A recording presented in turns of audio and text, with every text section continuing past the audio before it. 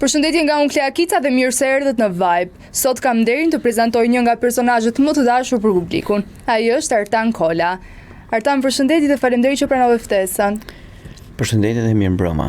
Jam shumë i lumtur që të kam në studio. Jam shumë i lumtur që të njofta nga afër. Atëherë unë dua të di më shumë rreth teje, për fëmijërinë tënde, kur nisi talenti yt për muzikën. E mban mend herën tënde të parë kur ke kënduar? Po, normal që e mbaj mend, kam qenë tek shkolla Kushtimi i Lirisë. Alidem, sa atje kam pas shpim fillim. Edhe kur ishim në orën e muzikës, ishin ato korret. Aty pastaj dihesh që ishte sa ishim me 30 e sa nxënës, ishte diferencimi. Edhe mësuesja muzikës normal që spikati këtë gjë dhe më sugjeronte thotë pse nuk shkon në këto pallat, të kanë qenë ato pallate të pionierëve, shtëpitë e pionierëve faktikisht. Edhe unë u regjistrova tek pallati i pionierëve aty dhe aty kam marrë pjesë në 3 festivale të Tiranës dhe 2 të Shkodrës. Dhe aty do të thonë që në moshën 18 vjeç, me kalimin e kohës pastaj e forcova më shumë, por nuk është se kisha dëshirë shumë muzikën, por nuk është se vazhdova shkollën e muzikës për në shkollën e mesme. Pse? Po ishte pak problem, ishte ajo ideja që djemt nuk këndojnë në atë kohë, ishin koha vajzat më shumë. Edhe plus që ishim ato pjesa e adoleshencës, ne kishim 3-4 shokë që u merreshim shumë me pjesë elektrike, kanë qenë ca robot atëherë. Bile kena arrit bëshim me hidrocentrale të vegjël. Pasioni i madh për punën elektrike, se unë atë kam marrova, vazhdova dhe shkollën Politeknikun për atë deg. Dhe më vonë pastaj gjithmonë e kisha prirën dhe dëshirën gjithmonë për muzikën, nuk diskutohet. Kur e kuptove që muzika nuk është thjesht më një hobi, le ta quajmë, apo talent, por është një profesion që ti vazhdove të bësh këngë, të tuat, ti nxjerrësh? Ajo gjithmonë mas vitit 95, momentin që në atë kohë unë kisha moshën që do kisha një profesion, pavarësisht se unë vazhdoja me punën për pjesës ku kisha marrë shkollën, isha dhe një institucion shtetëror në atë kohë dhe punoja. Dhe mas vitit 95, 96 atyre fillova që unë të mendoja fiks që muzika të kalon të profesion dhe të jetoja me muzikë. Pastaj mas viteve 2000, me albumin tim të parë, aty pastaj pata fat, se sot edhe jeta është edhe fat. Pata fatin që albumi im i parë u prit shumë mirë a publiku dhe aty kaloj në vazhdimsi pastaj. Kush ishte personi i parë që të mbështeti? Personi i parë, dhe më thonë që unë kam shku në studio, ka qenë studio shumë me emra, ishte Jazz Studio në Akademinë e Arteve. Aty takova kompozitorin Dorian Gjoni, që e përshëndes. Dhe me atë pastaj neve filluam të bënim këngë, të bënim dhe albumin, bashkë si me Erion, edhe me Erion Zalorshin, dhe më thonë që kishin të dy bëmë atë albumin e parë. Dhe im kam shtetë shumë në atë kohë. Edhe gjithashtu dhe firma diskografike që ka qenë Phoenix, edhe ato i përshëndes shumë. Sa e vështirë është sot të depërtosh në tregun muzikor shqiptar? Faktikisht nuk është se është shumë nuk ka qenë si më përpara.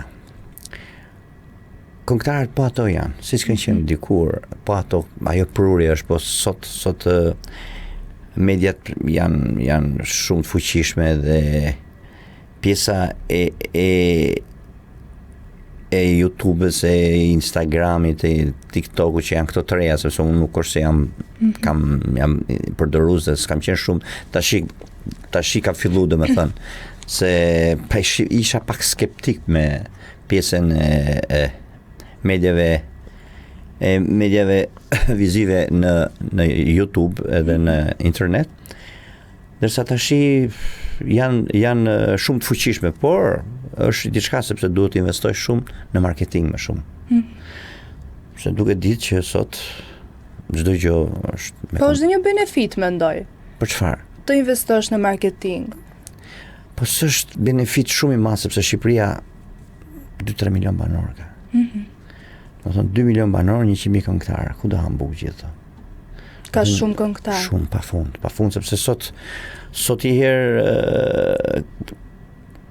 edhe këngët po bëhen me AI. Kam filluar dhe këngëtare, domethënë, me AI dhe kështu që është bërë një lëmsh i vërtet. Mu thjesht më gëzon fakti që vetë personalisht merrem me live-in, me dasma, me gëzime familjare jashtë, që kam qenë shumë në Londër, apo New York, apo në Amerikë, domethënë, në Europë. Dhe për aq sa më duhen për të jetu, është mundësia për ti pas ato të ardhura vjetore, por sot nuk e di, është e çuditshme sepse është tregu shumë i pakët dhe këngëtar shumë. Se si bën, se si jetojnë, se ku çfarë marrin, se çfarë bëjnë, nuk e di, po prap unë të gjithëve jo aroj të gjithëve punojmë dhe suksese, sepse fundi secili ka atë të vetën edhe secili duhet bëj atë që di të bëj mirë dhe ta bëj dhe inshallah kthehet në të mira materiale, se fundit të investosh sot një këngë të shkon nga 5 deri në 10.000 euro. Se vetëm përveç asaj që do dali nga studio që shkon një audio më shkoj 3.000 euro, një video më shkoj 7-8.000 euro. Donë edhe investim Instagrami, TikTok, pak një këngë shkon 15.000 euro kështu pa frikë, një këngë shumë profesionale. Sidomos për këngëtarët që kanë problem që skënojnë fort mirë, sepse ato që skënojnë mirë ato do të investojnë më shumë. Patjetër. Atëherë në materiale për ty përmetet shumë Mirdita. Po ti ke thënë që je rritur në Tiranë. Unë jam lindur në Tiranë. Lind e rrit në Tiranë. Cila është lidhja jote e fortë me Mirditën? Ideja është që Mirdita është, si thojnë, po s'kishe Mirditë nuk do kishe Shqipëri. është vetë vendi ku në 5 vite ka qenë i pashkelur nga si lloj pushtuesi dhe janë njerëz, janë shqiptar fiks autokton. Do thonë shqiptarët autokton që janë fiks shqiptar janë mirditorët dhe sicilianët, edhe më arbresht Sicilis. Kjo ishte për gallat më shumë. Po mendoj që gjithmonë e kam pas atë dhe e kam atë tërheqjen për vendindjen e babait tim. Në vitin 1981 ishe pjesë e festivalit të fëmijëve. Po. Çfarë kujton nga ajo dalje? Më pëlqente shumë në atë kohë sepse kishte një disiplinë të jashtëzakonshme. Atëherë nuk të falte njëri. Normal që edhe këngët kur i kënonim, ne kënonim live, edhe kur nxizosim radio, ne nxizonim një herë, me shirit, nuk ishte me kompjuter. Edhe profesorët që kishim neve ishte Robert Radoja në atë kohë, një nga profesorët dhe pedagogët më të mirë, Vangel Petushi, ka qenë Sebastian Guralumi, më kujtohen që ishin këto profesorët e kantos. Bile më kujtohet kur bëshim ne festivalin, vinte na përshëndeste, vinte Irmani Bohova, Ardi Gjebreja që ishin brezi më i vjetë, që vinë ngjojën edhe në atë kohë ishin shumë këngëtarë të mirë. Por edhe ato që ishin aty, qa ishin kolegë tonë, ishin që gjithë shumë mirë. Dhe më pëlqente shumë thjesht pjesa e interpretimeve të gjithë që ishim, ne që bëshim prova për të bërë një këngë 3 minutë, që ne bëshim 3 muaj prova. Sepse ato festivalet ishin bëshin 2 herë, i herë bëshin në dhjetor dhe i herë bëshin në maj. Dhe për ato neve bëshim prova. Në atë kohë, mendoje se muzika do ishte profesioni yt? Ja. Nuk është se do ishte profesionim, sepse fundit edhe në atë kohë, edhe pse ishin disa këngëtarë që quheshin amator, edhe ato punonin pastaj. Që ti ishe profesionist, duhet marrë shkollën atë kohë, duhet marrë liceun, duhet marrë akademinë e arteve, sepse në atë kohë i ka qenë shumë organizuar pjesa e artit. Dhe ai që bënte për atë punë bënte.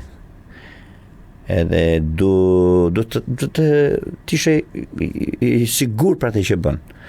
Kështu që unë nuk është se e kisha shumë të sigur dhe për këtë gjë. Atëherë ke thënë shpesh se Biri Gajdes ishte një këngë që të dha shumë sukses.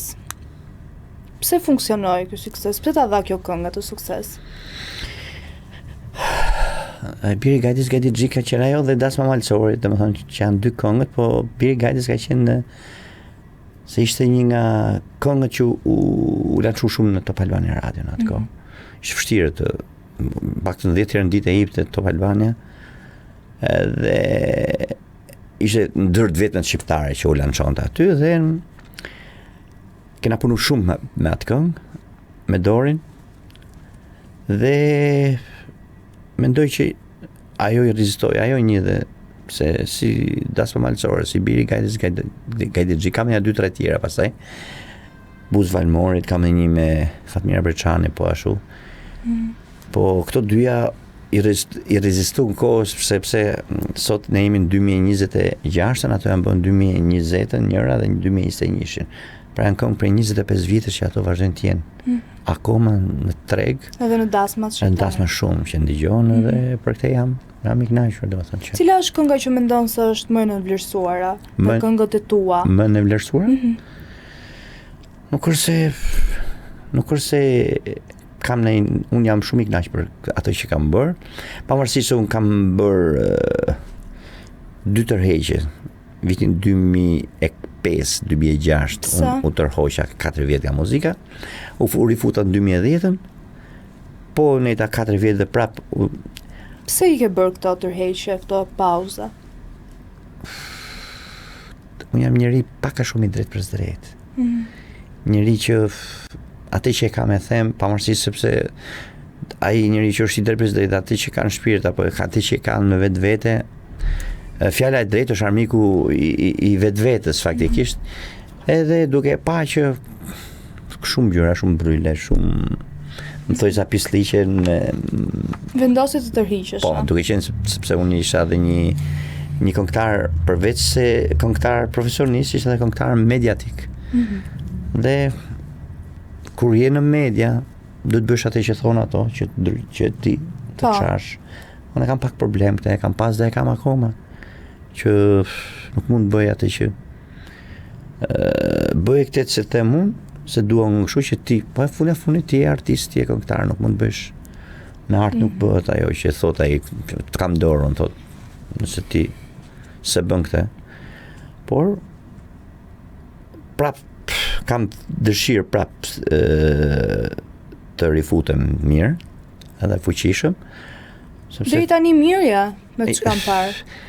Jam të bërë disa këngë, kam shumë këngë, kam bi 20 këngë që do t'i nxjerrë dhe besoj se nuk do të ndalë më, kupton. Duhet të vazhdoj, kam filluar edhe maratona e këngës popullore në Bramisha në Elbasan.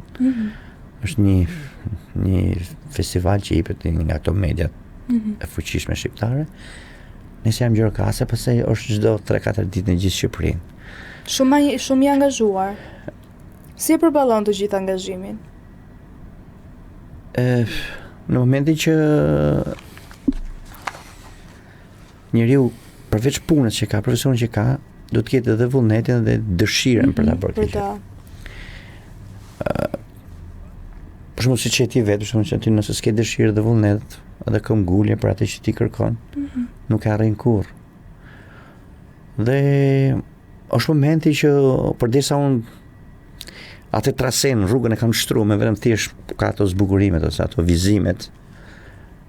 Pse mos nuk është se kam shumë nevojë tash për të investuar në imazh apo thjesht duhet të investoj në këngët, në tekstet, në muzikën, në zgjedhjen e këngëve, se ka të bëjë edhe shumë pjesa e zgjedhjes, sepse fundit çdo njeri atë që bën do ta bëj për publikun, jo për veten e vet. Për ato që të mbështesin dhe të duan. Po normal, sepse fundit çdo gjë që bëhet sot duhet përgatitet për t'ia dhënë dikujt. Atëherë unë jam shumë kurioze. A ka sot më pak dasma se 10 apo 20 vite më parë? Po normal, sepse sot e flitet para dasmën që kanë ra shumë, kanë ranë mas para 10 vitesh. Brezat ndryshojnë. Nuk e di ju vetë personalisht, edhe nëse je lidhur apo je në prag të një fejese apo një diçka me partnerin tata, me shokun ta tjetës, nuk e mendon shumë dasmën. Jo, unë e mendoj. E mendoj dhe do të marrë ty konferencë. Faleminderit, po e kuptoj pra, po në momentin që po ta them jo ti personalisht, brezi, sepse unë i shoh të gjithë, më përpara ishte vështirë që një vajzë të dilte nga shtëpia pa vello, sepse nuk e lente nëna dhe babai vet. Traditat janë zbehur, do të thuash. Po, pjesa e dytë është që edhe babai ose nënat, sepse nënat janë ato këmbgulçet për të bërë dasmat, nuk thotë që unë nuk fus snuse në shtëpi pa vello. Që do të thotë që atëherë ka pas tradit, kurse sot është vështirë sepse edhe fëmijët nuk para po i pyesin më prindit, jo se s'duan të pyesin, po edhe fundja fundit sot prindit kanë një diferencë shumë të madhe me fëmijët, edhe fëmijët sot të gjithë i shoh to që janë nga 20-25 vjeç që punojnë gjithë ditën vetë dhe i mbledhin vetë lekët për çdo gjë. Po është e mirë kjo. Është e mirë, po të dhimbset leku jot. Po, është e vërtet. Domethënë, nëse ti thu do ta bëj dasmën, thu të dhimbset kur ti e ke ashtu. Kurse kur thot prindri, po e bëjmë. E bëjmë, thot, po prapë ti s'pranon, sepse ti thu babi dhe mami janë lodh për ato lekë, thot më mirë mbaj, ti mbajmë dhe ne, bëjmë ne pushim në gjë. Po, fiks. Bëjmë një 10 veta, 15 veta në një kështu mblidhemi ato ashtu pjesëtarët e familjes, plus që është një fatkeqësi jashtëzakonshme, pastaj që njerëzit tu janë larguar gjithë. Po. Dhe imagjinoje ti dihet që një njeri sot një çift përveç asaj që harxhon çifti, harxhon dhe mysafiri që vjen aty. Se minimumi jo bileta avionit, jo 4 ditë do vish në Shqipëri, veshja, jo më na hiku 150 euro shim ditë i punës, se përthëm bëhet një llogari që çdo njeri shpenzon minimumi 1500 euro minimumi për ta ndasën. Pra njerëzit po i bin shkurt shumë gjëra. Pastaj kemi dhatë të hedhur në lekëve ne. Sa është, ka ngelur akoma jo bakshishet në dasëm, qoftë nga këngëtari? Po normal që ka ngel dasmat, pjesas, dhe mos pjesat, zonat rurale i kanë të gjërat pjesa veriut, edhe jugu, pjesa fshatit, dhe më thëmë, ato që i majnë traditit akome. Cila është zona më e legra? Që ti ke shkuar dhe e kënaqur edhe vetë pa fund duke parë dhe atmosferën që kanë krijuar dasmorët. Po, janë me zona, për shembull zona Dibrës, që jeni ju nga Dibra, dhe më thënë, janë me zona atje ku hedhin lek, kuksi po ashu, janë, dhe më thënë, kanë ato tropoja, mirëditorët hedhin, pjesa që hedhin tash për momentin është aksi nga Nile dhe Milot, sa ty është dhe leku, pra aty ku ka lek, aty hidhet leku, kupton, se s'ka qenë dikur pjesa Shqipërisë mesme, Shijaku, apo aksi Shijak deri në Rogozhin, se i di dhe me si me harta kështu. Po pra. Lazarati diku që i dhe lek pa fund në atë kohën e. Po cila është shuma më e madhe që ke marrë ti? Po lekët nuk tregohen e goce. Po mirë sa mund të marrësh ti për një dasëm? Unë në dasëm marr. Sa i shtrenjtë është tani? A është i arritshëm? I pa normal min. Për të gjithë. Po nuk diskutohet min as. Ka diçka që ai që merr e dim pak a shumë se sa do kushtoj. Okej, në dasmën time sa do më marrësh? Në dasmën do të jap unë 1500 euro në radhë. Faleminderit. Edhe kështu që tek e sigur se është të komente, më thonë ta nuk e rrejt. Prandaj të pyeta unë. Po pra, dhe unë jam i. Se mendoj se dasma ime do jetë flak fare, sidomos me ty këngëtar. Po, s'diskutohet, dhe pastaj ty do ketë lodra, do ketë cyrle. Të gjitha pra, se unë nga Veriu. Ti verior pashu. Po, pa tjetër. Dasmën e Dibra e çdo mos në borë i boni të mira. Po në borë ahengu. Ahengu, në borë i qani, ma. Cila është dasma që të ka çuditur më shumë? Me çfarë aspekti domethënë që më ka çuditur. Ke shku në dasëm edhe je çudit. Se di cila mund të ketë qenë arsyeja. Ose nuk e ke prit që do jetë ky rezultat ose në cilin vend? Pjesa domethënë çudirat ndodhen aty ku thash. Pjesa aty domethënë ka pas raste që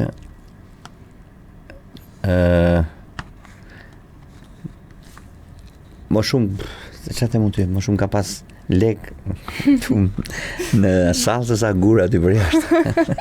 E kupton. Cila më thuaj saktësisht, cilës zonë ka qenë kjo? Po zona dihet ku është Laçi më i ka Laçi, para Laçi. Mamurës Laçi është. Këto janë ekstrem, ë? Ekstrem shumë. Apo e dëmton Tallavaja muzikën shqiptare apo është thjesht një shije e publikut që duhet të respektuar? Çdo muzikë është shije dhe çdo muzikë nëse luhet mirë dhe këndohet mirë është diçka që muzika interpretohet, domethënë, që nga Tallavaja, Rapsodia, Çiftelia, Lahuta, opera tjetër, pra në çdo lloj gjoje që interpretohet mirë, ndigjohet.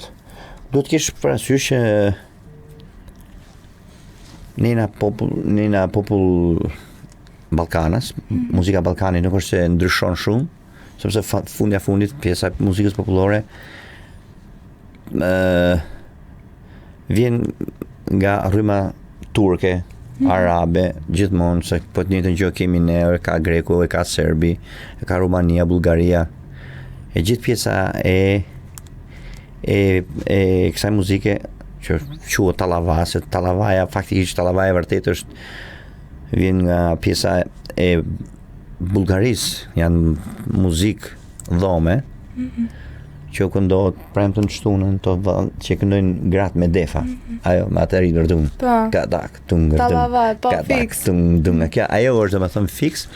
Pastaj e kanë marrë këto pjesa në Shqipëri, pjesa romëve, domethënë që janë normal që janë fushën e vet, në zonën e vet dhe janë fiks talent për atë lloj pune. Po, në të vërtetë po. Edhe janë, si thënë, kanë kaluar ato në muzikën, kanë hyrë në pjesë moderne. Tallavaja po. Të mysin faktikisht me të drejtë. Tani. Si rezistant. nuk mundesh të kesh një person që këndon Tallava sri dot. Cili është artisti? Imagjino ka arrit në parlament emri Tallava. Po, fiks. Cili është artisti që vlerëson më shumë i zhanrit popullor, muzikës popullore? Që vlerësoj unë. Artisti dhe artistja. Do të thonë, unë vlerësoj faktikisht pjesën e artistëve që janë artista që kanë kënduar dhe që unë kam marrë nga ato dhe kam ndigjuar, do të them, ritmin dhe këngët e tyre. Pjesa e Shqipërisë që kanë qenë në atë kohë Artyra Toska, Bujar Qamili, Fatmira Breçani apo Eli Fara. Pra këto këngëtarët e traditës fikse unë aty kam marrë. Pjesa e Kosovës janë Ramadan Krasniqi, Sinan Saliu, Remzi Osmani, Shrede Beluli. Të gjitha më. Afrimu më qisi, do më thëmë këto janë 5-6 këngëtarët. Po mirë, okej, gjithë këto që i vlerëson, e jona. Po juja. Gjithë këto që i vlerëson, janë gjithë këto xhaneri, këto që sa përmenda, janë gjithë më. Po. Me kë nuk do bëje kur një bashkëpunim? Nuk është se më shkon menja shumë, se me kë, me gjithë këngëtarët janë shumë mirë, po mirë fare janë bile, po përsa për lajmë, për juve. Hajherë. Për lajmë. Për lajmë? Jo, me gjithë do bëja, po që s'do bëja fare muzikë, s'do bëja me mirin e gjikës. Pse, po nuk jeni një zhanër, prandaj. Se me ai është... është i popullore saj? Po jo, po e ka gjysë popullore. E ka? S'kena para, Po. Po, qike, duj. Po, Elin qike. bravo. Më thënë, i kanë ato. A nuk do të bëje kur, a? Po, mirë nga që ka qenë i treti për herë. Në sfond. E futëm dhe këtu të të. Edhe jo ka qenë në sfond në atë kohë kur ishte Flori, i madhi Flori, edhe prandaj. Po këtë e thash për shaka. Për shaka. Se minë e bjasi gjone e përshëndesim.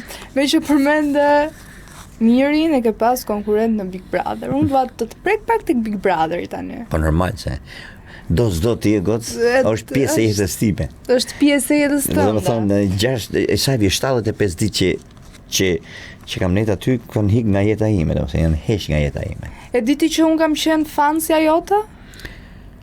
Jo, sa po e mësova. Sa po e mësova? Si ndihesh tani që e mësova? Mirë, po jam i sigurt që ti fanse nëse e bo, dhe është bo o nga gjyshe e ote o nga babi.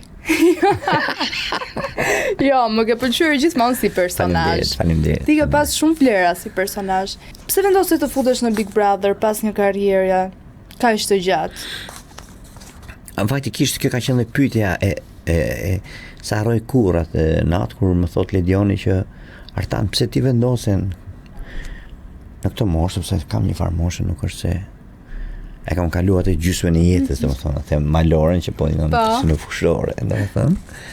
Edhe thash me shaka, po kishe diçka të pranë, sepse neve mirëditorët edhe di brande kanë atë fjalën kunjin mrena. I thash ti ka marrë për të pastruar plurin tim të antikitetit. Por të rikthyer edhe një herë më fuqishëm. Po. Për atë më shumë, sepse faktikisht brezi i ri i moshës 20-30 vjeç nuk është se më njihnin shumë. 20-25 sepse paktën 7-8 këngë kam pas super të forta dhe ato vazhdojnë të mbile i kam rikthyer. Po i rikthej edhe akoma. Janë ato baladat? Baladat, edhe një nga ato baladat da bëjmë një partner këngëtar. Na e zbulo. Jo, nuk e zbuloj. Nuk e zbulo? Jo, po të fjala. Cilën nga ato balada? Nata fundit. Nata vjen, sonte zëris. Dhe kam 4 balada, kam një 2-3 këngë tjera që po i rikthej, po i bëj një remix. Shumë bukur, nice. Tani, Troç hyre për famë, për eksperiencë, për para, apo për t'i treguar publikut se kush është Artan Kola i vërtet? Ti e the pak a shumë që u futet për t'i tregu publikut, por që edhe... Jo, nuk është keq që të treja këto të bësh një mix, ishe mirë fare. Është okej, gjitha nga pak. Po nga pak, sepse fundit njeriu do të jetë i drejt për drejt, për shumë për famë, se mos ta kesh famën. Po. Para nuk diskutohet se pa parë s'ke ku shkoj herë. Se është qetësia e trurit. Dhe shpirtit. Ja, shpirtit është tjetër kush është. Kush është qetësia? Dashuria normal. Po, seriozisht? Po normal, trupi njeriu të ka ushqim. Çdo gjë e pjesë e trupit ushqehet. Kështu truri është ajo, po s'pate pare, gocë truni bllokohet totalisht, ulet automatik, gërdap edhe. Po pate pare, o tani ç'o duhet dashuria ke pare? Ç'o të duhet dashuria? Kur ke pare, ke gjithçka. Sot në ditët e sotme. Po më unë s'po them pare me blej dashuri, gocë. Pare me jetu normal, me u kënaq, me shoqërinë, me familjen, me bëj qef. Po qefi do bën njerëzit për ditë. Gjithë ditën rrugëve asnjë s'punon, asnjë gjë, qefi çfarë do bëj? Po çfarë qefi? Po s'është qefi, qef është të ikosh me pushime një herë në 10 ditë, jo shtet, ja je shef. Ai është abuzim pastaj. Abuzim po? Ç'është herë në ditë? Ja abuzon me veten tate. Është i kong 7 ditë ymën këtë dynja. 6 idhnim e 1 sepa. Pra 6 ditë ti do punosh, do lodhesh për një ditë që ti do rish pushim. Se pa ti e ditë kur i thoi, si që thojnë, po, qetësisë apo dashurisë, kështu që ti thuj herën dhe ditë, po robi, me vërtet mund shkosh i herën 10 ditë. Pa do punosh, ku do t'i marrësh atë lekët për 10 ditë, sepse këtu shoh çudirat pa pame këtu. Sidomos pjesa e femrave këtu janë të çuditshme. Si janë të çuditshme? Po. Janë sepse investojnë shumë në vetveten e tyre. Pse është keq të investosh në vetvete? Fare nuk është keq, po është problemi që të investosh në vetvete, minimumi unë që investoj, thoj zakusht di çfarë, investoj 500 euro në muaj për veten time, për gjërat e mira. Po. Personale, flas për pjesën e personale, pa rroba, pa asgjë gjë. Por rrobat e budalliqet, që këtu ka ferma që kanë minimumi kanë 6-7.000 euro. Një mbajtje mujore. Ku i gjen, si i gjen, nga i gjen, ç'a bëjnë. Po e kanë ndaj persona tanë që i mban. Po unë e di që ç'a të mund ti? 60% janë femra, 40 janë meshkuj. Të 40 ma kanë 60. Pra një mashkull merr ka 20-30 milion lekë rrogë muajt e ma ka 2-3 co. Basa, po nuk është çudi sot. Sot asgjë nuk të habit. Jo më, për çfarë shoh është ajo që thu ti. Se ku i shoh me çanta ka 2-3.000 euro. Me e tjerë tjesë s'du të shkoj më thellë, se nështë na mori një notë pas e thot. Na marri një natë, kështu që ky nga i notë që s'ka lek vetë, thot, se thot për ne. Se gjithmonë ai që ka i natë, ai flet, ai gjykon. Kur hyre mendove se do fitosh apo hyre thjesht për këto normal që hyra për të fitu, po në vetvete duke qenë se njeriu ka dhe penalitete në vetveten e vet. Domethënë nuk mundesh ti të bësh, nuk mund dalësh shumë nga kuadri, nga korniza jote për të vënë shumë gjëra në jetën tate për të fituar atë që ti mendon. Siç kishin për 70-80% e banorëve aty ishin asnjëri s'ishte vetvetja dhe bënin ca budalliqe që çdo gjë mund të bësh vetëm të fitosh. Po. S'mundesh ti, do të kesh ca principe në jetën tate për ta fituar. Nëse ti do të fitosh jashtë atyre gjërave, atëherë ti s'quosh asnjëri as, nuk e di. Aty kishe banor që çfarë do lloj gjëje ti thoja e mund ta bënte vetëm të fitonte. Kupton? Po s'është jeta kjo. Njeriu i ka disa principe, pra ka. Plus e unë jam dhe familjar, kështu që nuk. Po. Se aty vetëm Rogerti ishte familjar, s'kishte tjetër. Miri ishte familjar ishte dhe Miri. Po 13 vjet me gruan për jashtë. Gruan po se pata në shtëpi për natë, s'qut grejnë. Unë çdo mjesë pi kafe me te. Loja e mi po ka pëlqyer. Normal, që s'm ka pëlqyer, pse thosha tullë djegme. Se ishte vërtet. Më thonë i çuditshëm ai, s'm ka pëlqyer fare. Tashi të gjithë aty që janë, nëse i pyet secili tek për tek, të gjithë thonë që asnjëri nuk ka pëlqyer si lojë. Po mirë, okay, Miri s'ka pëlqyer. Kush ka qenë ai personazh që t'ka pëlqyer? Nuk e di, ky Big Brother që kam pa këtë radhë, edhe që kam jetu, ka qenë Big Brother më i egër. Në të vërtetë po. Ka qenë me njerëz, më thoj se më pa ftyrë, vulgar gjithë, pa edukat, pa asnjë lloj gjëje. Saqë arrita dhe unë të bija pre e asaj gjëje që kisha brenda, dhe fundit nga fundi nuk pyetja më.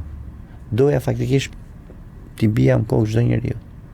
S'kisha do, nuk arrita të kisha shok brenda, s'kisha një njerëz që të krijoj. Do të thënë nuk vlerëson asnjërin nga ato ish konkurrent.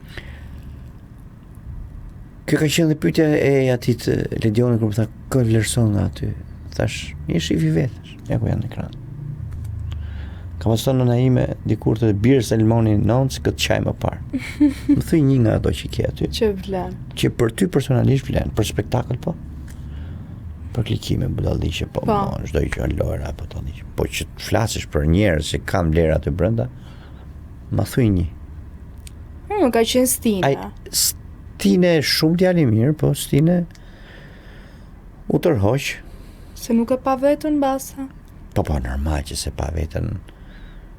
Unë Stinën e njoh e 99 e njoh.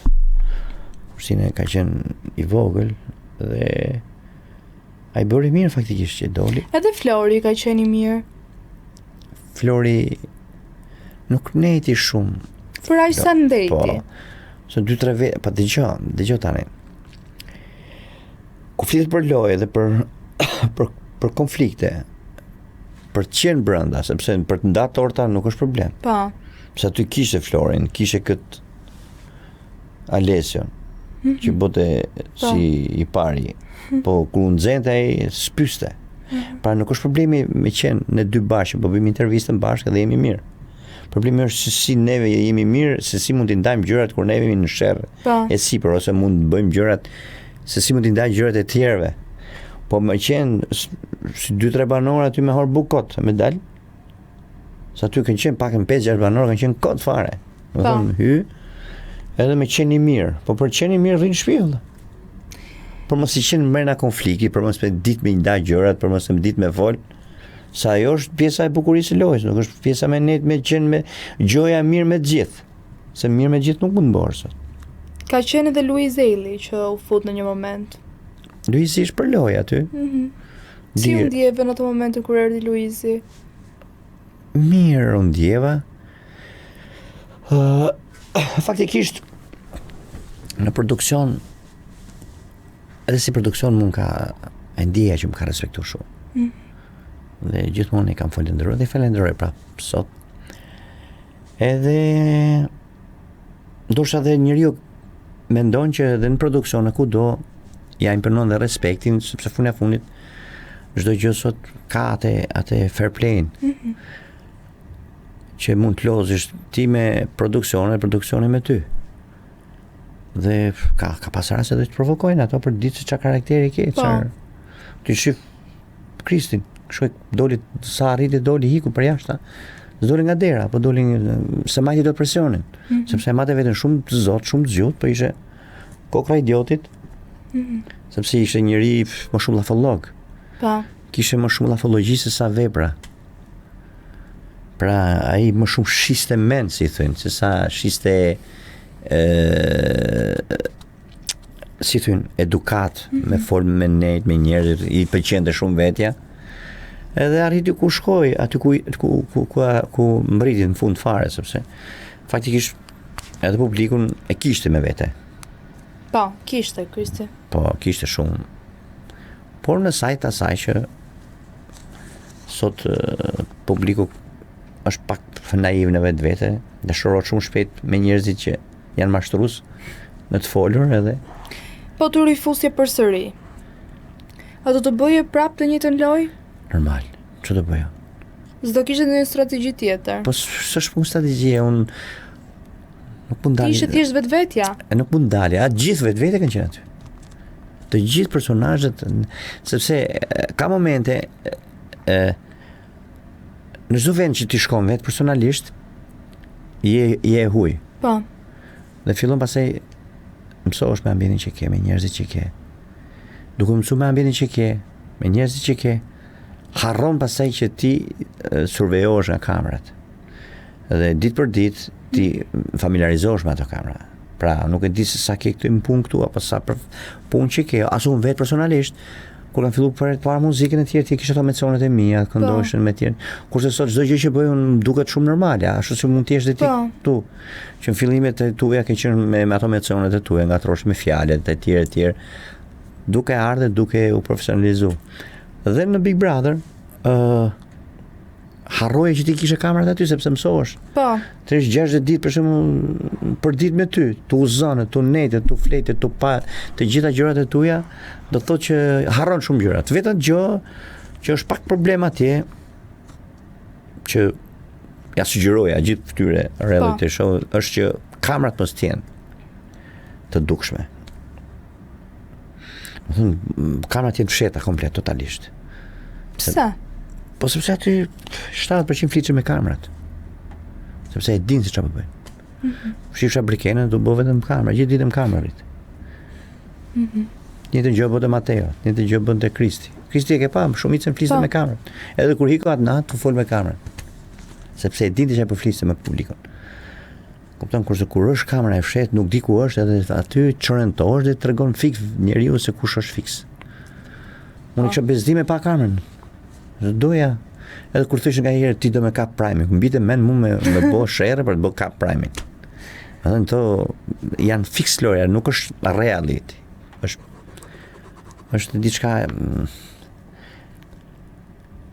e stisur nga vetja vetë, nga secili banor që është aty. Kush ishte personi më i sinqert në atë shtëpi? Ajo Greta më duket, Greta shumë vajzë e mirë. Po, Greta. pavarësisht se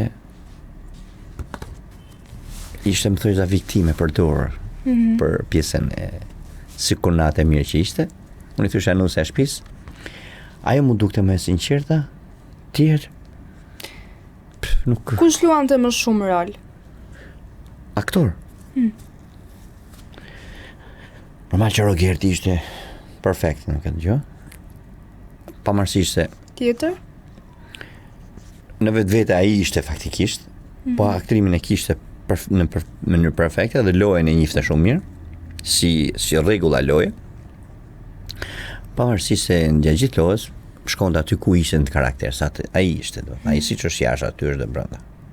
Me kënga ish banorët nuk ke më asnjë kontakt asgjë dhe me kë flet. Po paktën me 40% nuk la ka ra shumë, po unë që rri shumë, domethënë rri me Nestin, po thjesht për ditë, me Stinën domethënë, s'më them Nesti, me Kesin, me Arditin, me Stenaldon nga një herë ku më bie rasti. Me Gretën jam taku, me Inën jam taku, domethënë mirë në përgjithësi.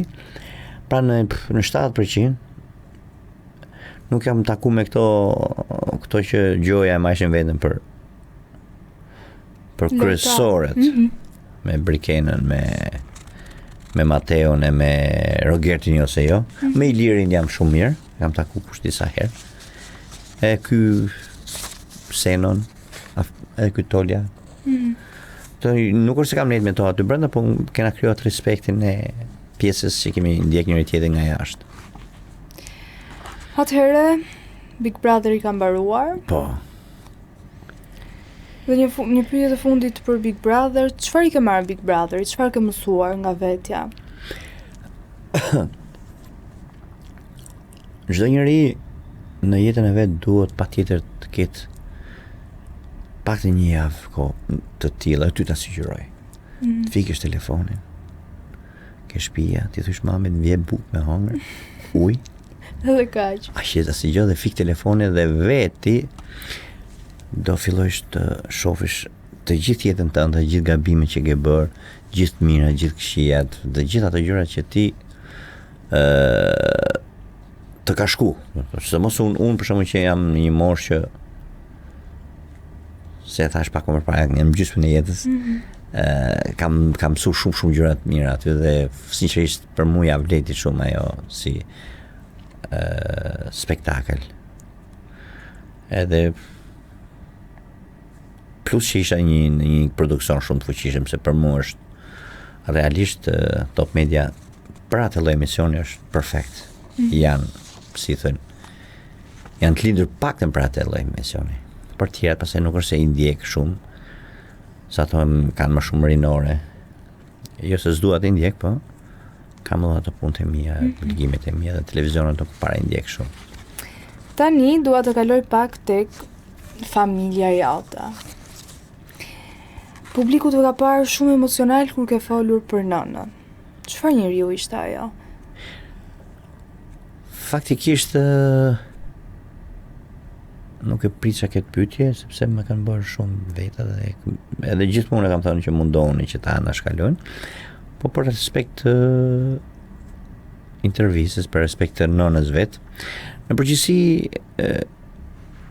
jo vetëm nëna ime, po gjithë kur flasin njerëzit për nënën, flasin shumë mirë.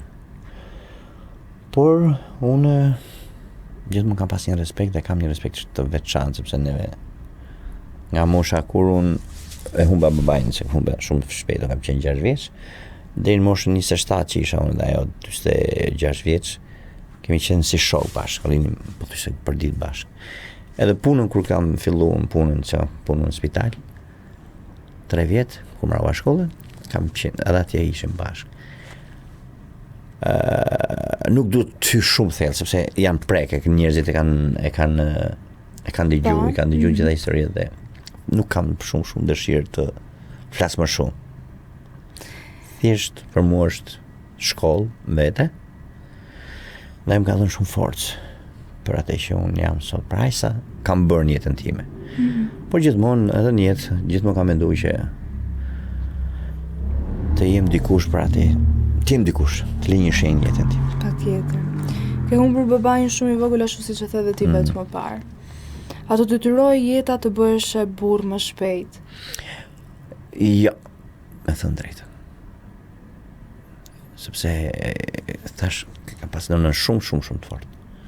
Ishte vetë burr, vetë gru, nuk pyeste për asnjë lloj gjëje. Dhe ishte edhe në punë kur kam hyrë, edhe kur kam hyrë në punë, mezi kam hyrë se thoshte të ma, thoj za mami.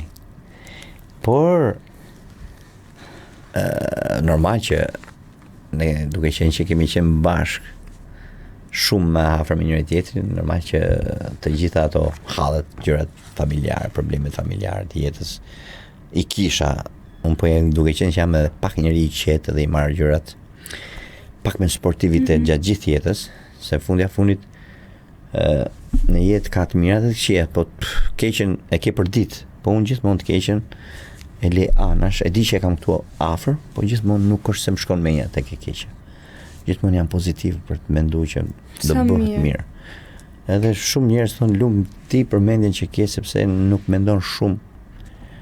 Po hallin aty e ke, pse me hall, ku ka njerëz pa hallës? Çdo njeri ka hall.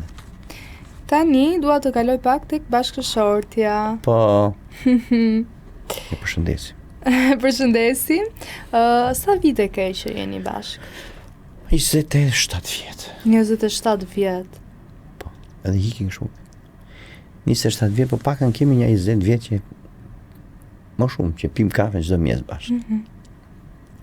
Ti e ke quajtur bashkëshortën shoqe, mbështetje dhe gjithçka. Po. Çfarë ka bërë ajo për ty që publiku nuk e di?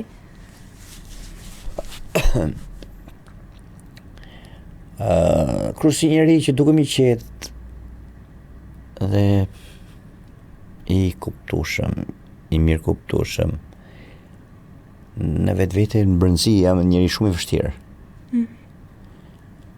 Dhe kam pas fat që ka qenë një mbështetje shumë e madhe edhe e durume faktikisht. Teku për shumë gjëra. Që nga pjesa e artit atë muzikës apo shumë gjërave që kam bën jetën time. Dhe nuk asnjëherë nuk jemi trajtuar më shumë si shok se sa si bashkëshort. Ky ka qenë domethënë çelësi i suksesit për marrëdhënien tuaj. Ky është faktikisht për gjithë çiftet. Sot nuk mundi thush gruas gru. Gruan e ke shok, e ke dashur, e ke bashkëshorte, do t'i kesh gjitha. Po si pate këto, sikur një nga këto të mungoj, çalojnë gjërat pastaj. Kush i kërkon kujt falje i pari?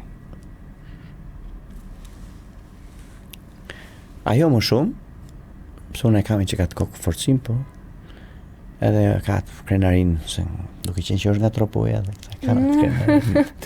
Kujdes ti me atë. Edhe pa ajo më shumë. Se fundit thonë që ato që kërkojnë më shumë falje në ato që duan më fort. Po. Të duan më shumë ato që kërkojnë falje. Nëse jam njëri me fat. Normal. A ka pasur në një moment kur të ka thënë të heqësh dorë nga muzika? Kush ja kur? Mbështetje e jashtëzakonshme në mënyrë kategorike. Po në Big Brother, ka qenë mbështetje? Shumë. Si e ka përjetuar ajo qëndrimin tënd në shtëpi? Shumë e tensionuar, ka pasi një farë historie të vogël. Një keq kuptim në media dhe edhe aty e përballoj shumë mirë. Por unë e di e njoh shumë mirë se kush është dhe përveç asaj ta thash që e kam partnere, e njoh komplet si person. Kush është më shumë xheloz nga ju të dy? Asnjë. Si një xheloz? Po kur një çift janë të dy të mirë, pse do të jenë xheloz? Kur kanë atë vetbesimin, a? Jo, më një çift kur janë të mirë, janë të sigurt. Janë të investuar të dy, xhelozia nuk vjen nga hiçi. Nga hiçi. Xhelozia vjen nga mungesa që ka një njeri me njëri tjetrin. Po edhe nga vetbesimi vjen ama. Po jo, më sepse po s'pate vetbesim normalisht. Unë personalisht kur unë jam rrit njëri pa bab. Kur jam takuar, unë kam investuar shumë për atë si një qymë me shkollë me çdo lloj gjëje. Sepse mendoja që ja u ndava. Ja, ka fizikisht tjetër. Pse mos jetë zoja? Domethënë çdo i mashkull ku të ketë një femër në krah nuk duhet ta mendoj të jetë xheloz, pse u vesh, pse hiku, pse shkoi, më do më tradhtoi. Ajo për çdo gjë për vetën e vet e ka. Fundi një ditë do ta marrë vesh. Po fundi mashkull më të mirë se unë s'ka për të gjete. E shikon pra që del të llafi im? Si? Vetbesimi, si thua, s'ka për gjetë mashkull të mirë se unë. Do të thotë që ti ke vetbesim. Nuk është puna, është pjesa e asaj që unë investoj për atë njerëj. Për çdo lloj gjë, që nga dashuria, nga pjesa monetare, çdo gjë. Nëse dikush tjetër investon në gjë të tillë, po si e ti ai që investon për atë që ke, jo investim vetëm financë, se s'është puna pjesës financës. E kupton se sot të ke blejon makinë, blejon rroba, që ti vetëm mos shko këtu, mos pa këtu. Po ti tash ai s'është puna jote. Po. Është njeri. Si çdo njeri tjetër, është njeri. Nëse ke fatin të jetë njeriu mirë, edhe është fati që e ke ti atë njeri të mirë, pse mos ta kesh të gjë. Se meshkujt përgjithësi këtu i duan gratë ignorante. I duan kukull më kot lop. Me bot ç't doj ai. Po. Cila është gjëja që Arton Kola e bën në shtëpi dhe askush nuk do ta besonte? Çdo gjë me. Gjitha punët. Punët i bënë. Po pse mos ti bëj? Ja për shembull, un kam 4 ditë që është nusja në Itali, se është në spital, domethënë se ka kurimet, un jam me fëmijët, kush di lajt pastorit ato gjërat. Si. Po normal. Bravo, më çudita. Pse më çudit me do gatush do të lanë, do shplanë, do mbahen. Që njeriu duhet i bëj gjërat vet për çdo gjë. Edhe un kam edhe fëmijë, të them do t'i bëni gjërat vet. Unë kam djalin 11 vjeç, e ka shkollën te Sabodin Gabrani, nga Globi deri te Sabodin Gabrani, gjithë shkojnë me makina edhe në shi me çadë them shkojnë kam. Thonë po si lën fëmijën dhe vetëm ashtu. Shkoj vetëm të mësohet. Po. Të jeti zoti vetes. Po normal. Tani kam disa pyetje që do zgjedhësh. Para apo famë? Njeriu në fillim kërkon famën. Pastaj paraja vjen vetë. Me famën? Po normal. Paraja vjen me punë, me çdo gjë. Fama tjetë pak e mirë, jo se ka dhe famë të keq. Ka dhe famë. Te Kronika Zez. Dastëm apo koncert? Të dyja më pëlqen shumë. Po më shumë normal si çdo njeri që pëlqen live, sepse unë shoh edhe shumë aktorë që vdesin për teatr, kupton. Pëlqen vetëm teatrin, thonë, se çdo aktor që filmash apo diçka thonë, ne gjem vetëm në teatr, sepse normal që në teatr je live edhe çdo gjë nuk thot ne përsërit edhe një herë, bëj edhe një herë, aty je. Do me thënë dastëm. Po. Këngë popullore apo moderne? Të përzime bashk. Ashtu i kam unë përkash. Po. Nuk jam fix folk. Big Brother dhe një herë apo jo? Jo, nuk do doja më të isha Big Brother. E ke marrë ti që ke pas me marrë? Po, që do bëj atë? Një artist që është i mbi vlerësuar. Në Shqipëri? Nuk më bjen në mend në një i mbi vlerësuar, por ka njerëz, domethënë ka artist me fat më shumë, por arti për mua është fat valla. Ditë apo natë? Natë. Pse natë? Ka gjë më të mirë se natën është qetësi. Ditë apo mal? E mali më pëlqen më shumë. Pse mal? Ka ajër të pastër. Mali. Ka pemë. Qetësi absolute. Deti është zhurmë e madhe. Zhurmë është deti. Shumë zhurmë është, njerëz pa fund aty. Po ti në det qetë, për shembull, ti je diku nga maj, si fillon ajo pjesa e qeles luleve, deti rrim pak si vaj, kështu është fillimi. Pastaj meditim super i mirë. Po.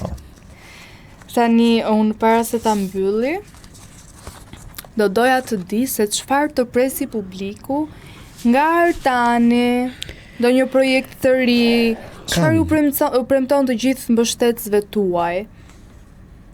E ke po këtë pyetje si me qenë deputet lal. Po jo, Mbështetëse, pse mbështetës janë ato, se të kanë parë që nga shtëpia Big Brotherit, të dëgjojnë dhe këngët. Unë kam bërë një këngë, të 2-3 ditë del në treg, është një këngë kurbeti. Kam plot këngë, kam shumë këngë. Do me thënë vetëm hita. Hite nuk e di varet, sepse varet se si të ngecë. Ka këngë që ti e nis për hit, Edhe të rinë shumë? kur kam dalur për herë të parë, kur investoj ky zotëriu që tash Feniksin që e hodhe album e parë, rrinte në angth. Më thoshte mu me këto lek do bëja katin e 2 të shtëpisë të. Edhe të shumë se fritunin se kisha besimin që do bëheshe diçka. Dhe ne priqim, kemi pasja 2 këngë, kur nuk priste që nata funit do bëte hit. Ne priqim këngë tjera, bësh këngë tjetra. Për shembull, Gajdi Xhiu që u bë hit nëse priqim atë. Popullore shqiptare, kështu. Edhe për punime tjerë do t'i u bë. Më thënë janë ca këngë që ti vërtet pret për t'u bë. Edhe nuk bëhen. Ti ke pa këngëtarë shumë fuqishëm që janë son treg, kanë për shembull 100 milion klikime, del mas 2 muajsh me këngë të re me zi kap 1 milion klikime. Ma kupton, pavarësisht se normal që sot blihen. Po. Se tash nuk mundesh ti nga 100 milion të shkosh në 2 milion direkt e poshtë. Kjo do të thotë që ti s'ke investu, nuk ke investon se ke besim që do i marrësh prapë ato që si merr dot. Pra kënga për mua është edhe pak këshie, si ta kapi. Kanë dalë ca këngë që s'ta priste menja ti që për shembull ka një kolegja jon që ka pasi këngë. Se s'pa për me emrin para 12 vjetësh me zi kishe kap 20.000 klikime. Sot një balad që e bëri, që e riktheu shkoi 50 milion klikime direkt. Po ajo balad. Pasi këngët remix për shembull, Ramadani via. Me zy kam pas marr 200.000 klikime, sot ka miliona klikime. Mora fjalë ka 13 vite këngë. Po janë rrjetet sociale pra që i bëjnë virale? Jo, janë rikthimet. Rikthimet dhe rrjetet sociale? Jo, është pisa, janë këto këngëtarët e reja. Është tjetër teknik të kënumesh tash. Unë s'më kënoj si Ylli Limani, për shumë. Kupton? Unë në atë kohë, sepse çdo këngëtar është me breza. Është mënyra të kënumit dhe këngës, që ti e pëlqen. Se ti për shumë pëlqen Yllin. Jo. Brezi jo, po, e sigurt. Unë? Jo. Po nese më, po flas gjithmonë për këtë. Ose Alban Skënderaj për shembull. Që është shumë këngëtar shumë i mirë. Dhe ka tjetër, ose shi për shembull, po ta e marr një shembull shumë të thjeshtë. Ermal Fizullaj me Sabri Fizullau. Pra kanë ndryshim shumë më mirë ti në mënyrën e të kënumit. Po, kjo është vërtet. Teknikisht. Edhe kështu që sot unë e kam zërin, kam grotësinë, e kam çdo gjë, po unë s'kam teknikën e tyre, se të kisha dhe teknikën atyre, do isha shumë më mirë. Ti e ke zërin, do na e këndosh pak një refren vogël? Të kujt? A e dashura do kthehesh prap. A e pëlqen ti? A erdhe mbrëm në ëndrrën time, ishe ti pranë zemrës time, më kujtoa ato në dvere, prap mua me mall. Më kujtua sytë tua, a balkur më shije mua. Bile e kam bër. Çfarë i ke bër? Një remix e Britani që është pak. Pak. Se edhe nosha e kalumi çik atë. Jo, s'ka problem. Edhe shumë shpejt do ta nxjerr.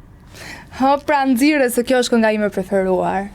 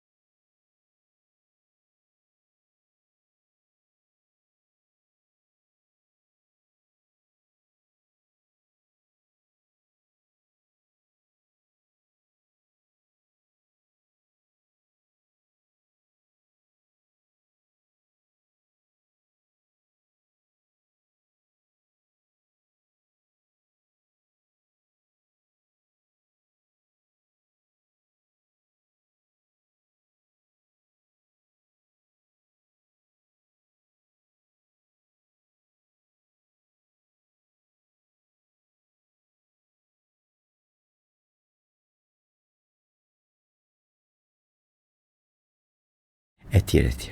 E të tjerë. Është shumë e bukur, më pëlqen shumë.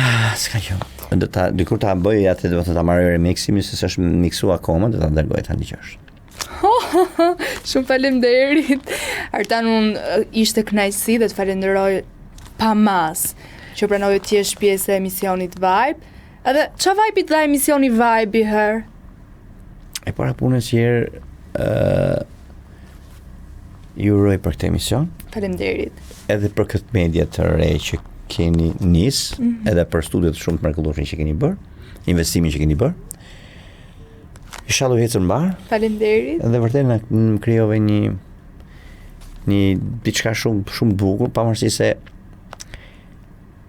në përgjithësi pa të thënë 2 herë, po nuk është se s'doja të vija, po ishte pjesa e ngarkesës. Më në fund erdhe pra.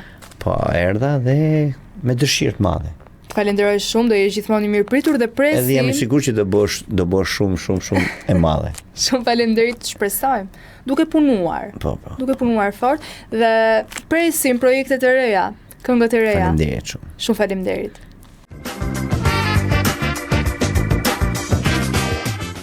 Tani jemi në lidhje direkte me doktor Qamil Dika. Zoti Qamil, përshëndetje dhe mirë se erdha. Faleminderit për ftesën. Atëherë unë dua të ndalem pak tek pishina, duke qenë se është sezon veror dhe nuk e dim të gjithë se çfarë infeksionesh mund të marrim nga pishinat. Mund të japësh pak më shumë informacion? Po pa diskutim, sezoni i verës është një sezon shumë i dashur për kryesisht fëmijët, po edhe familjet të cilët përfitojnë nga ditët e pushimit, në këto ditë teje të nxehta sidomos dhe përfitojnë nga rasti për të freskuar në rezortet, në hotelet, apo që dhe në qytetet e ndryshme duke u shkëputur për pak orë në ambientet të pishinave.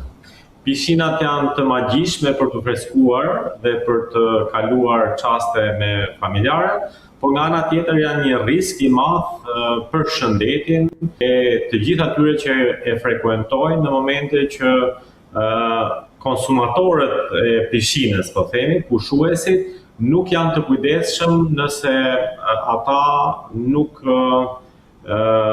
janë të kujdesshëm nëse nuk hynë të bëjnë një dush paraprakisht, apo janë duke kaluar një gastroenterit, një virozë caktuar e kështu me radhë. Dhe ne sigurisht që jemi të gjithë bashkëvuajtës apo ata që shkaktojnë problematikat e kësaj natyre, sepse her pas here nuk e kemi vëmendjen e duhur për të qenë kujdesshëm dhe për të respektuar standardet e higjienizimit të pishinave. Dhe në këtë pikpamje i bëj thirrje edhe vetë atyre që i menaxhojnë këto pishina, administratorëve të subjekteve të ndryshëm, të cilët duhet jenë të kujdesshëm në standardet maksimale në raport me higjienën e pishinave për t'i ofruar pushuesëve të tyre standarde të larta në frekuentimin e tyre. Por edhe vetë qytetarët duhet jenë të kujdesshëm nëse janë duke kaluar një virozë dhe specifikisht një gastroenterit. Pra, nëse kemi të bëjmë me heqje të barkut, të tonën individualisht, apo të familjarëve tanë, ne duhet të parandalojmë futjen e tyre në ambientet e pishinave, sepse kjo mund të jetë një risk për të gjithë pushuesit e tjerë, të cilët frekuentojnë ambientet e pishinave. Dhe kjo jo vetëm për të rriturit, apo të rinj, por edhe tek fëmijët e vegjël kryesisht, të cilët nuk janë në gjendje, po themi, që të identifikojnë këto problematika në situacione caktuara dhe duhet të jenë familjarët, kryesisht nënat ato të cilat duhet të informohen paraprakisht dhe patjetër ta zbatojnë ato me fëmijët e tyre. Sigurisht pishinat janë një burim kënaqësie, por nga ana tjetër janë një burim i jashtëzakonshëm i infeksioni. Infeksioni të karakterit jo vetëm infeksioneve siç janë ato gastroenteritet, po prej pishinave shumë kush e identifikon edhe me otitin, pra me infeksionet e veshtit. njihet dhe dallohet otiti i notarit, I cili ka karakteristikat të caktuara të dhimbjes së veshit, të cilat vijnë si pasojë e zhytjes edhe me kokë në këto. Duhet parandalojmë patjetër pirjen e ujit, sepse këto janë më në pishina dhe këtu kryesisht fëmijët janë ata të cilët manifestojnë më shumë problematika, duke dhe mos e njohur mirë këtë lloj problematike, ata përgjatë notimit marrin doza të caktuara të ujit, duke shkaktuar kështu problematika të karakterit të gastroenteriteve në vijim të ditëve të pushimit të tyre. Patjetër, infeksionet e lëkurës janë tejet masive për të rinj të cilët frekuentojnë pishinat dhe pishinat të ndotura. Kemi shumë raste infeksioneve urinare dhe kryesisht tek femrat. Femrat do të jenë tejet të kujdesshme në frekuentimin e pishinave, si pasojë rrugëve urinare që ato kanë, kontakti I tyre me ujin e ndotur të pishinave na çon në problematika të infeksioneve urinare. Cistitet janë të manifestuara në shumë zonja apo zonjusha të cilat frekuentojnë pishinat dhe ato duhet jenë teje të kujdesshme. Një dush gjithmonë në mbas frekuentimit të pishinës është më se I rekomanduar. Ndrimi I rrobave të banjove për zonjat dhe për fëmijët kryesisht, duke mos ndenjur me orë të tëra me ato kostumet e banjës të lagura, duke shkaktuar kështu edhe myqe, janë masa mbrojtëse të cilat parandalojnë zhvillimin e mëtejshëm të infeksioneve pranë nesh. Pse fëmijët janë më të rrezikuar nga infeksionet në pishina? Nuk janë vetëm fëmijët, janë fëmijët sigurisht që janë kategori shumë e ndjeshme, edhe për vetë elementet, siç e tham, së pari ata nuk janë në tjeni të shumë problematikave dhe masave mbrojtëse që ata duhet kenë, por nga fiziku I tyre I pa konsoliduar dhe ata shpeshherë e konsiderojnë një lojë dhe nuk dinë të ndajnë nëse ky ujë I pishinës nuk duhet konsumuar, është një ujë I ndotur dhe konsumi I ujit I cili mbart baktere të shumta është shkaku kryesor I problematikave të fëmijëve. Po patjetër fëmijët qëndrojnë me orë të zgjaturave pranë ambienteve të pishinave dhe kjo është një ndër element të shkaktimit të virozave të tyre apo të infeksioneve edhe në lëkurë dhe zhytjet e tyre të panumërta në pishinat të caktuara janë shkaktar edhe të problematikave të veshit të tyre. Por edhe të moshuarit janë gjithashtu sigurisht nuk janë frekuentues të shpesh të pishinave, por njëkohësisht dhe ata janë të rriskuar, por edhe zonjat, zonjushat janë shumë të rriskuar, kryesisht në drejtim të infeksioneve urinare dhe grupi tjetër I të rriskuarve është të gjithë ata që kanë kompromentim të imunitetit, pra imunitet të ulët. Ata mund zhvillojnë më lehtë infeksionet dhe kjo problematik pastaj manifestohet në konsolidim të patologjive të ndryshme të cilat I përmendëm pak më lart. Po gratë shtatzane? Po edhe zonja shtatzana, sidomos në rastet kur ato nuk janë në dieni, duhet të jenë shumë të kujdesshme, madje mirë është ta shmangin frekuentimin e pishinave sepse një infeksion I rrugëve urinare ndërlikon gjithmonë shtatzanin dhe bëhen subjekt deri në marrje të antibiotikut si pasojë e infeksioneve të rrugëve urinare dhe në këtë pikpamje ato është mirë që ta përjashtojnë frekuentimin e pishinave, sidomos kur nuk janë të sigurta për pastërtinë e tyre, për higjienizimin e tyre, për standardet e larta që duhet të ketë pishina, deri në kohën kur ato lindin. Madje edhe fëmijët e vegjël fare, mirë është që mos t'i qasim në ambientet e pishinave, sidomos në oraret e pikut të diellit. Nëse një grua shtatzane ndodh që të infektohet nga pishinat, çfarë duhet të përdori? Jo vetëm zonja shtatzane, por të gjithë ata të cilët identifikojnë problematika, qoftë të karakterit të gastroenteriteve, qoftë të otitit, pra infeksionit të veshit, qoftë infeksioneve në lëkurë, apo çdo kategori tjetër, sidomos patjetër infeksionet urinare, së paku duhet kenë kontakt me shërbimin mjekësor të mjekut të tyre të besuar, të familjes, por mirë do ishte më tej akoma edhe një mjek specialist.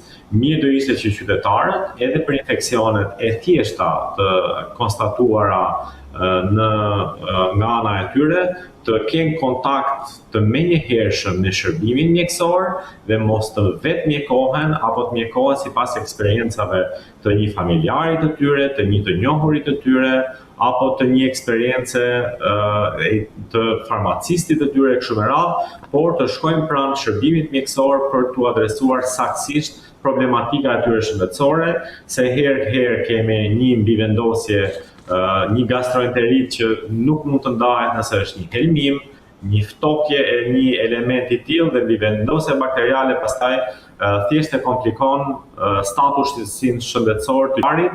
Dhe në këtë pikpamje, këshilla ime është adresimi pranë profesionistëve, mjekëve dhe pranë mjekëve të tyre të besuar që në fazën e parë të identifikimit të infeksioneve nga ana e qytetarëve apo familjarëve të tyre. Cili është mesazhi juaj kryesor për qytetarët këtë verë? Mesazhi im është që të gjithë ata që nuk i kanë kryer akoma pushimet e tyre, mos të harrojnë të marrin një çantë të vogël me medikamente të cilët janë shumë të rëndësishme, qoftë në rezorte të shtrenjta ku ata shkojnë, qoftë në hotele në të cilat do të kalojnë pushimet e tyre, po qoftë edhe në ato pak orë në një pushim afër qytetit e tyre apo në qytetin e tyre për veten e tyre dhe për familjarët e tyre. Është shumë e rëndësishme që të kuptojmë që hidrimi, pra marrja e lëngjeve, konsumi i frutave në mënyrë të vazhdueshme, mos ekspozimi sidomos i fëmijëve, i grave shtatzana dhe i të moshuarve në oraret e pikut, sidomos në këtë sezon kaq të nxehtë që ne po kalojmë këto ditë, janë disa elemente të cilat parandalojnë ndërlikime të rëndësishme të statusit shëndetësor.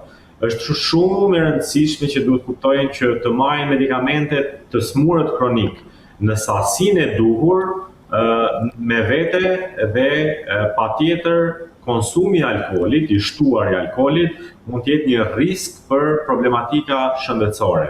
Ndaj, kënaqësia e pushimeve është një çlodhje, por ne nuk duhet të jemi kontribues përmes sjelljeve jo të shëndetshme për të riskuar shëndetin ton dhe të familjarëve ton. Ndaj, të jemi të kujdesshëm, të jemi të vetëpërmbajtur dhe të jemi të garantuar për shëndetin ton duke pasur aksesin në shërbimin shëndetësor përveç produkteve mjekësore të domosdoshme, siç është fermentet laktike, siç është një antidiarreik, siç është një situacion i cili parandalon komplikimet e stomakut, një mbrojtje stomaku. Të gjitha këto, kremi i diellit është i panegociueshëm që duhet përdorur gjatë orarit të pikut dhe jo vetëm. Mbrojtja e fëmijëve, veshja e tyre edhe mbrojtëse parandalojnë komplikime serioze të statusit shëndetësor të qytetarit dhe familjarëve. Doktor, të falenderoj shumë për këshillat e vlefshme dhe informacionet që na dha. Ishte kënaqësi. Edhe unë ju falenderoj për ftesën edhe për ndarjen e këtyre informacioneve që shpresoj për gjithë ata dhe besoj që janë të shumë qytetarët që pushimet i lënë për në fundin e korrikut dhe për gjatë muajit gusht. Dhe zhvillimi i turizmit në këto ritme të qëndrueshme kërkon edhe respektimin e higjienizimit, kërkon edhe respektimin maksimal të shëndetit ton. Faleminderit. Faleminderit dhe Ky pra ishte fundi i programit për sot. Bashkë do të shihemi sërish nesër në orën 11. Mos harroni ta ndiqni. Mirupafshim. Ju pëlqeu kjo video? Atëherë bashkohuni me ne. Na ndiqni në Instagram, Facebook dhe TikTok dhe bëni subscribe në YouTube. Klikoni like dhe share dhe aktivizoni njoftimet për të mos humbur asnjë video të re. Faleminderit për mbështetjen.